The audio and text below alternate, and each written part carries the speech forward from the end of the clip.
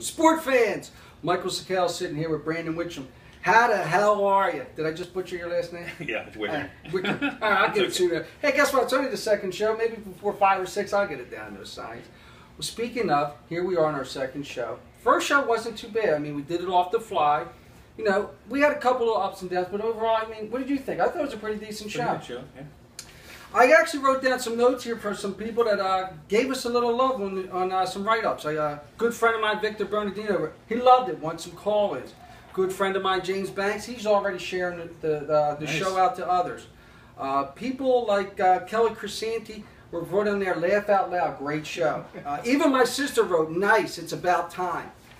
But the one thing that I do like is people are paying attention. Two of my good friends, Chris Gentile and Rufus Wallace, apparently, for crying out loud, is like my favorite saying. Never even know. Apparently, I just say for crying out loud about everything. I look back at the show, and for crying out loud, yeah, I said that way too much. But you know what?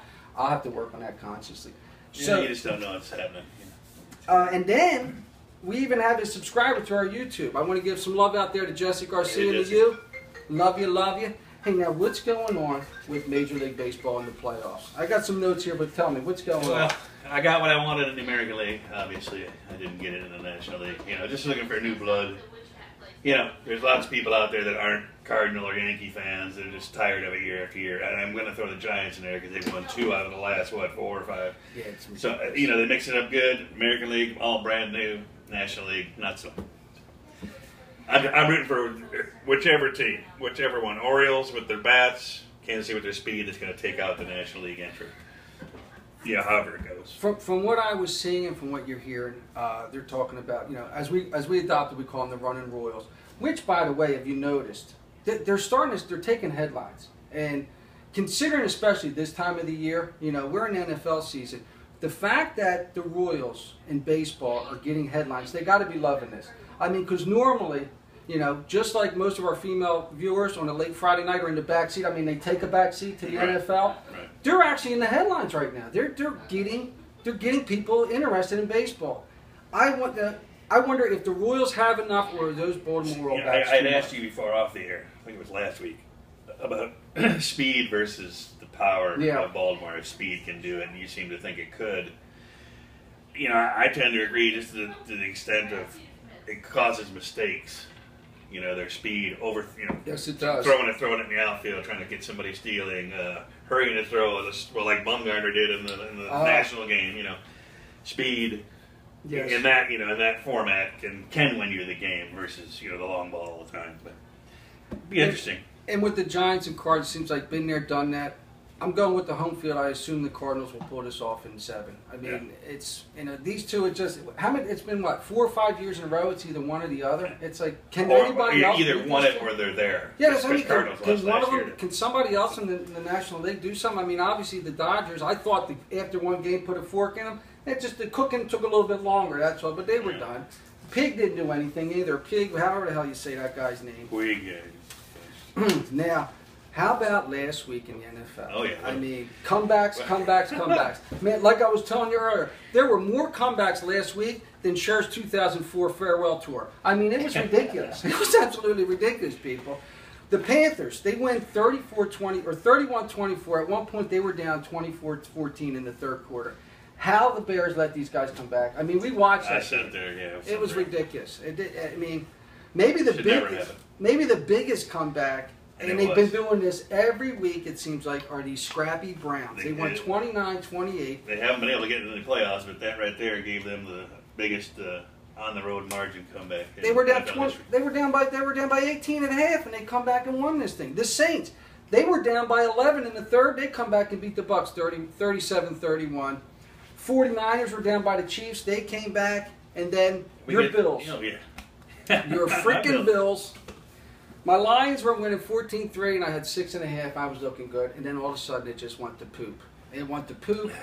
Your defense just started to come. The defense did exactly what you said they were going to do, and they just stopped everything. And the Lions, next thing you know, not only did they not cover, but they lost 17-14. I tell you what, that is now 2 weeks in a row.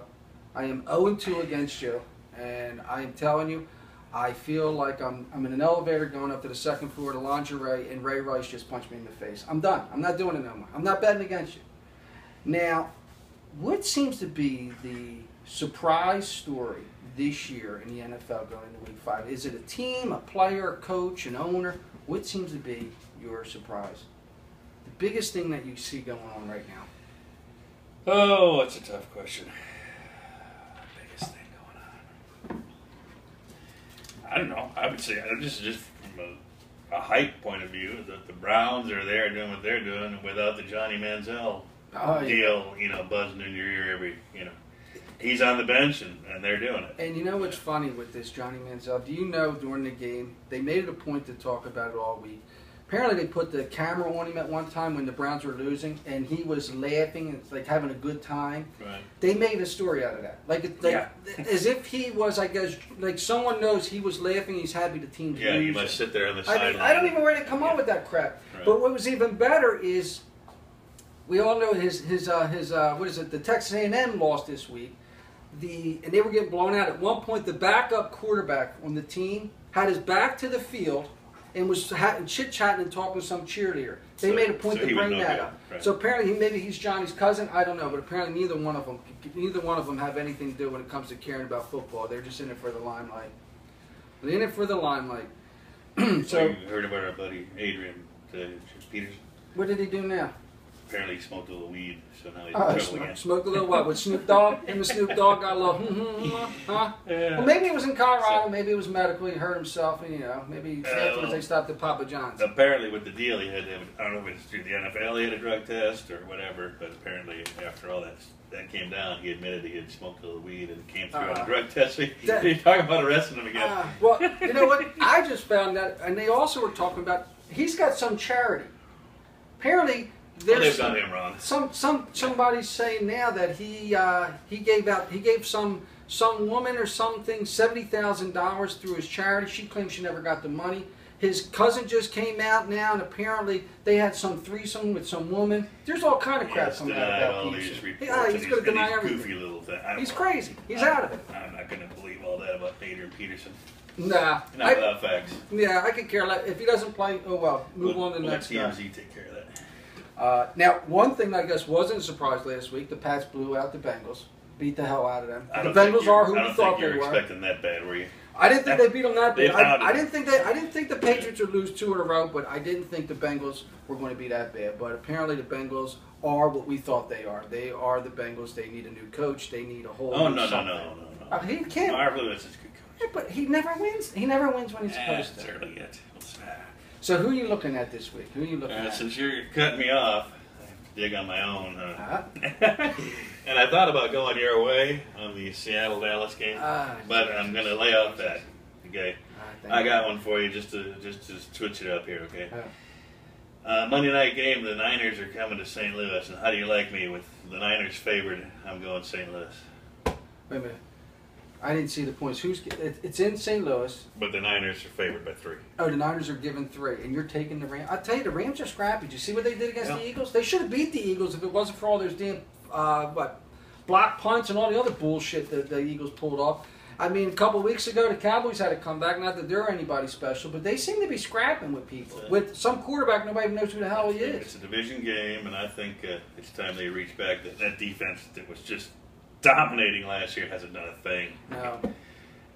Smash Mouth is coming to town, and that's a division game. I believe they're going to rise up.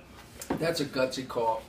That's a real gutsy call. Well, I'm actually going to do something that I just normally don't do because I get this whole taboo thing, never go against it. My boys are getting anywhere from 8 to 9.5 points, and they're heading to Seattle. Oh, yeah.